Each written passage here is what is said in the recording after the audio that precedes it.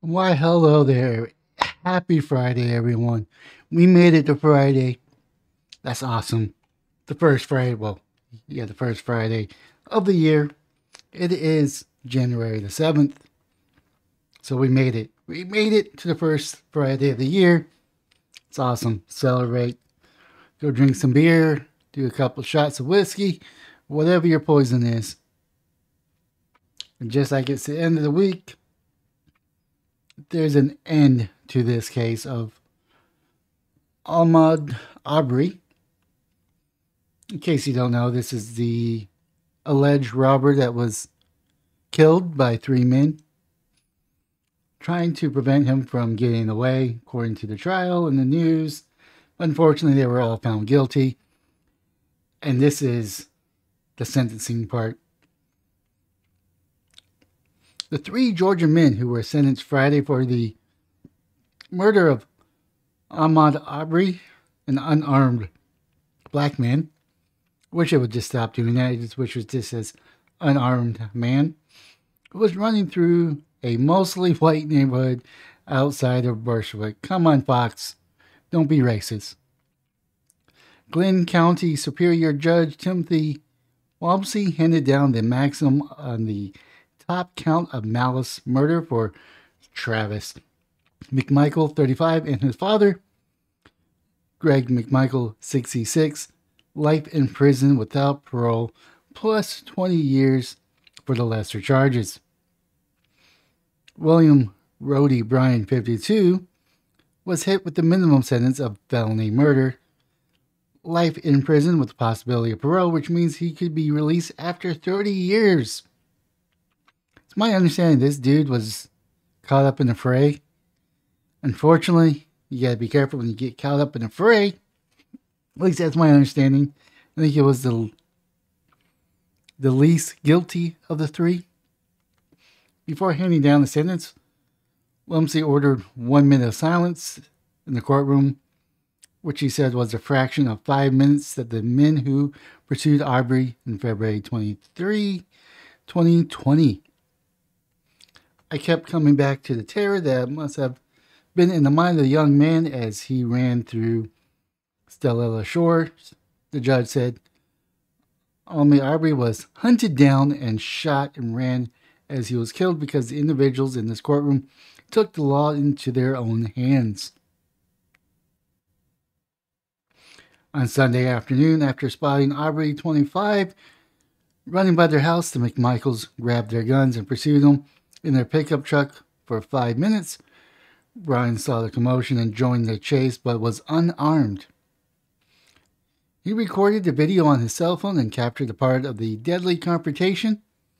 The two can be seen tossing over the shotgun before Travis Michael blasts Arbery in the chest.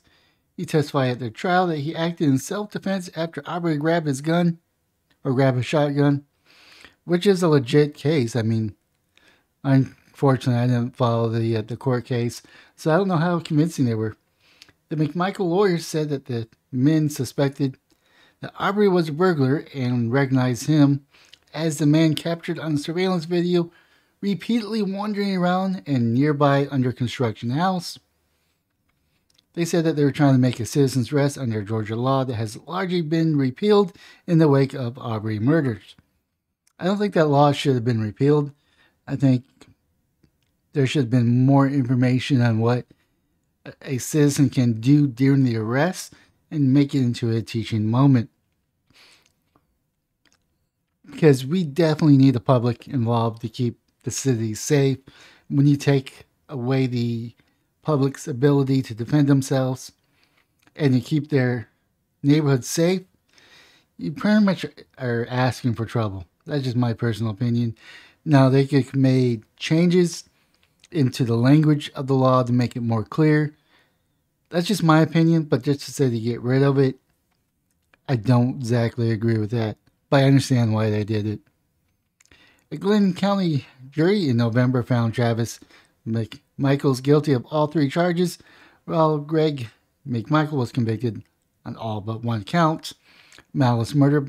Brown was found guilty on all three accounts of felony murder and one account of aggravated assault and 1 count of false imprisonment, and 1 count of criminal attempt to commit false imprisonment.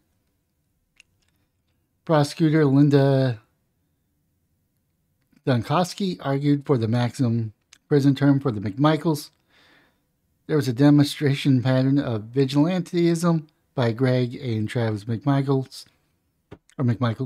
She said thoughtfulness, empathetic, and insight must prevail, not vigilantism. For Brian, she requested the minimum. I'm actually on the fence for vigilante justice. I can see where it could get out of hand. But if vigilantism is just to detain someone because you suspect them of doing wrongdoing, you shouldn't be charged with falsely imprisoning if the point of it is to get the authorities to get there so they could further the investigation. I think this has bad precedents because you're not going to have people trying to go above and beyond to protect their neighborhoods. And I don't really think that's vigilantism. That's more being a good neighbor. But there is also limits on that. I think what the McMichaels did was terrible. I think the person that had the shotgun should have handed the shotgun over to the father, so it wouldn't be a chance for Arbery to grab the gun. The McMichael defense said that their clients deserve leniency.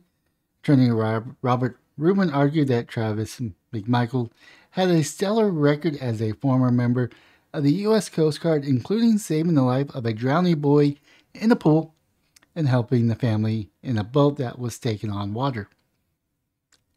He only fired the fatal shot when Arbery came at him and grabbed the gun. Laura Hogue, the attorney for Greg McMichael, highlighted that his client's service as a police officer and later an investigator for the local district attorney office. I mean, this is where they're going to get in trouble because they kind of knew the law and didn't act it out perfectly. Greg McMichaels is a good man, she said. He's not a perfect man, none of us are. But he lived a good life, a life dedicated to service, and that does count for something. Brian's lawyer, Kevin Goff, said his client is remorseful and regretful at the tragic loss of life. Arbery murder received little attention for 2 months until Brian's disturbing cell phone video was released to the press.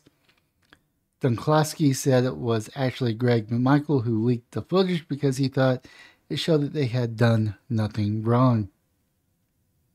Georgia Bureau of Investigation took a look at the case and soon arrested him. This is definitely a political case.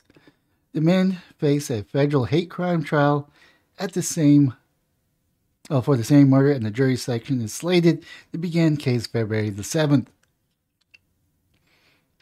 A hate crime? I don't think it was a hate crime. At the beginning of the sentencing hearing, Arbery family members delivered a heart-wrenching statement urging the judge to impose the maximum. I pray no one in this courtroom has to do what we had to do, bury their child, says the victim's father, Marcus Arbery. There is no word for that because there's no word knows that much pain. So it's not Fox, completely Fox story. This is Associated Press contribute to this report, which explains the racial overtones, which makes a lot more sense.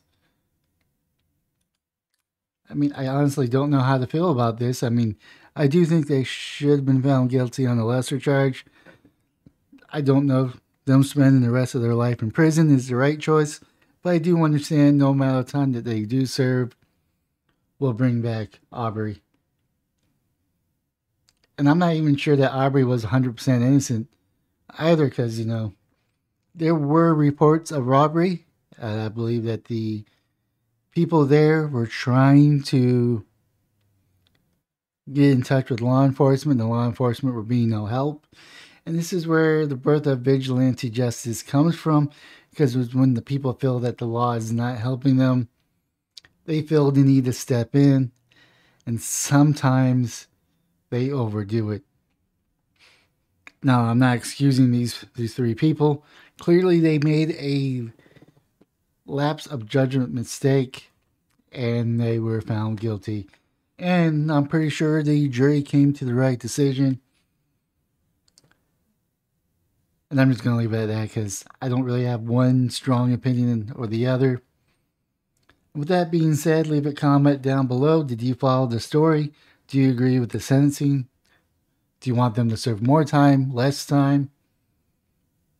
Did you even follow the story or actually watch the court case? Because I honestly didn't, so I'm not going to be too judgmental on that one. With that being said, smash the like and subscribe button on any and all platforms or just the platform you're currently watching. Most importantly, have yourself a wonderful weekend. It's the first week, second weekend of the year. Enjoy it. You made it to the weekend. The second weekend of the year.